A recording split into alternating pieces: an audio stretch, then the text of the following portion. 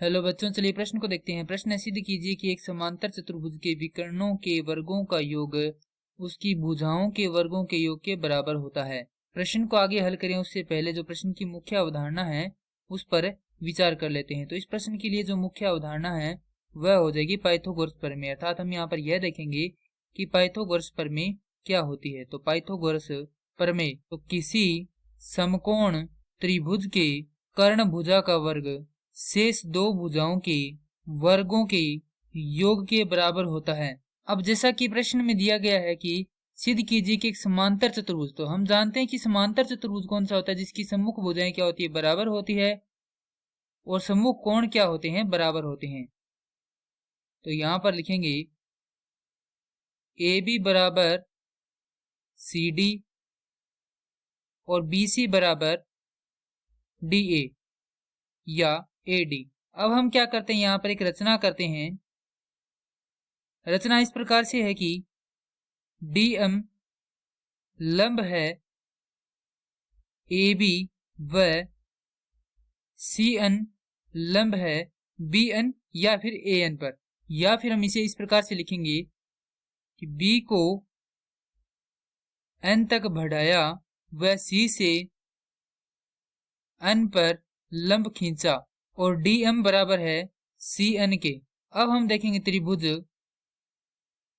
ACN में Pythagoras प्रमेय से। पाइथागोरस प्रमेय यह होती है कि कर्ण का वर्ग बराबर होता है आधार का वर्ग योग लंब का वर्ग। अब त्रिभुज है हमारे पास ACN, तो इसमें कर्ण कौन सा होगा, तो जो समकोण होता है उसकी सम्मुख भुजा क्या होती है, कर्ण होती है। तो यहाँ पर कर्ण होगा AC, तो AC का वर्ग बराबर आधार है यहाँ पर AN, तो AN का वर्ग योग लंब है यहाँ पर CN, तो CN का वर्ग। और जो AN भुजा है वह किससे मिलकर बनी है, वह मिलकर बनी है AB भुजा और BN के योग से। तो यहाँ पर AN को क्या लिख सकते हैं, AB योग BN। तो यहाँ पर लिखेंगे AC का वर्ग बराबर AB योग BN का वर्ग योग CN का वर्ग। तो यहाँ से हो जाएगा AC का वर्ग बराबर AB का वर्ग योग BN का वर्ग योग 2 AB BN योग CN का वर्ग।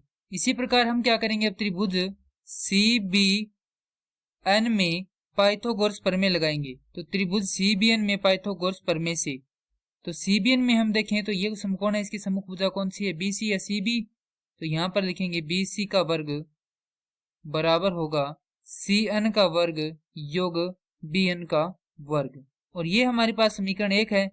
तो अब यहाँ पर ये जो मान है CN का वर्ग योग BN का वर्ग, इसकी जगह हम क्या लिख सकते हैं, BC का वर्ग लिख सकते हैं। तो यहाँ पर देखिए तो CN का वर्ग है और साथ ही किसका वर्ग है, BN का वर्ग, तो इसकी जगह क्या लिखेंगे, BC का वर्ग।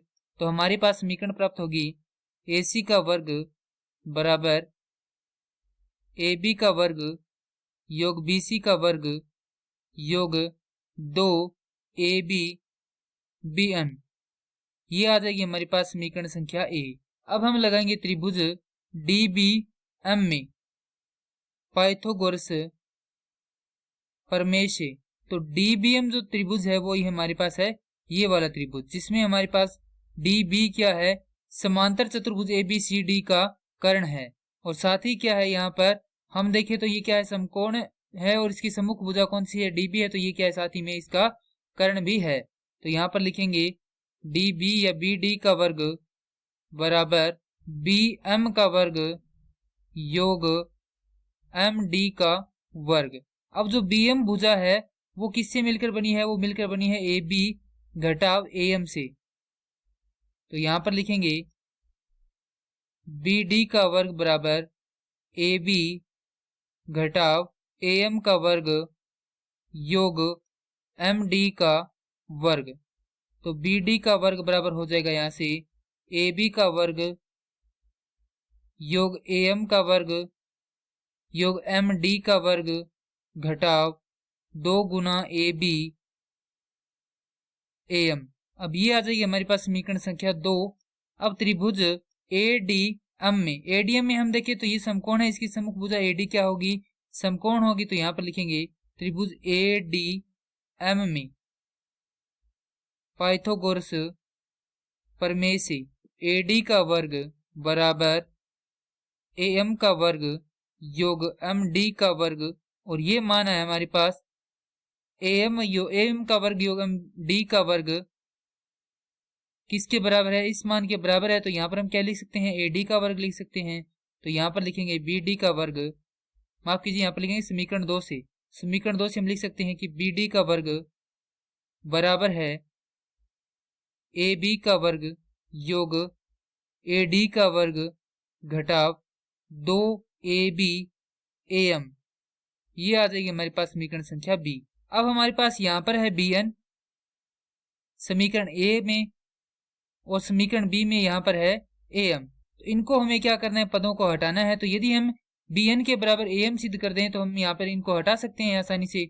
तो AM ये है और BN ये है, तो त्रिभुज लेंगे हम यहाँ पर दो, एक तो त्रिभुज ADM और दूसरा त्रिभुज लेंगे BCN। तो त्रिभुज ADN व त्रिभुज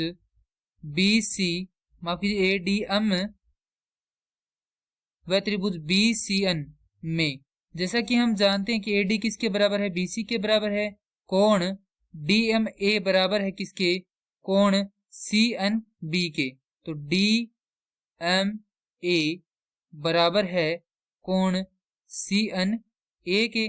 क्यों बराबर है, क्योंकि दोनों ही क्या है, समकोण है। उसके बाद DM बराबर है CN के, जो कि हमने क्या किया था, सबसे पहले यहाँ पर ज्ञात किया था। तो यहाँ पर हम लिख सकते हैं कि RHS कसौटी से त्रिभुज ADM सर्वांग समत्रिभुज BCN के, यदि ये सर्वांग सम है तो यहां से हम लिख सकते हैं कि AM बराबर है BN के। अब समीकरण A लिखेंगे, यहाँ पर समीकरण A है हमारे पास AC का वर्ग बराबर AB का वर्ग योग BC का वर्ग योग 2ABBN। तो ये आ गई हमारे पास समीकरण A। तो हम क्या करते हैं, समीकरण A योग B से, तो यहाँ पर लिखेंगे समीकरण A योग B से, यदि इन्हें जोड़ेंगे तो हमारे पास आएगा AC का वर्ग योग BD का वर्ग बराबर AB का वर्ग योग BC का वर्ग योग AB का वर्ग योग AD का वर्ग योग 2 ABBN घटाव 2 ABAM।